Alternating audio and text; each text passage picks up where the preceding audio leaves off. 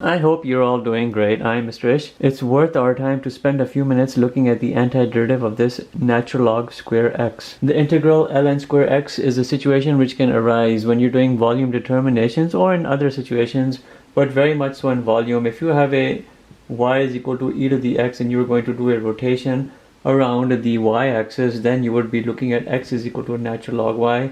In that situation, as you're doing your disk radii and your disk area, the radius here going to be natural log y, the area going to be pi ln square y. In this particular situation, the natural log square antiderivative is required. It's only one situation, but it's an important situation, so let's look at how you can do this antiderivative. You should be thinking about integrating by parts because you'll separate it in that individualized manner. Natural log x, u can be equal to natural log x, then du can be equal to 1 over x dx, then v can be equal to the other item, the integral of natural log x, and you know that will be x natural log x minus x. You'll have to bring these substitutions in. And of course we have a dx over here. You'll do uv minus integral v du.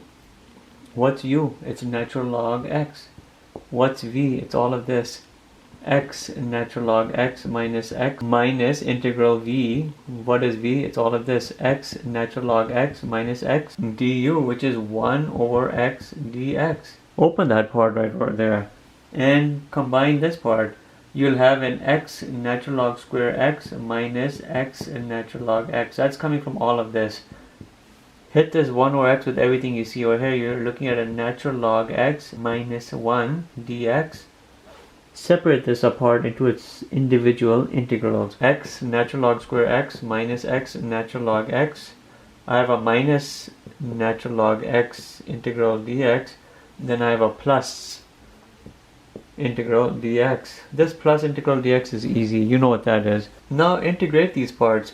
You have x natural log square x minus x natural log x. The antiderivative of that will be just an x.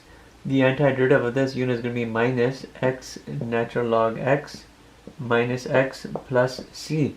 Open up all of that and see what happens. You're getting here an x natural log square x minus x natural log x plus x minus x natural log x plus c. Combine your like terms. You can have a x natural log square x. You'll have a minus 2x natural log x plus 2x plus c. If you want to take it one more step further in terms of simplification, you can either stop right here or you can isolate x from all of this and you'll have ln square x minus 2 natural log x plus 2 and then obviously plus c. Don't isolate x from c because there's no x over there. It's a standalone component.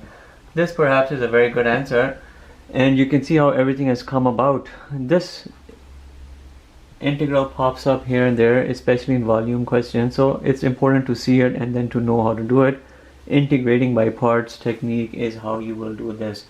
All of that coming into play. Thank you for watching.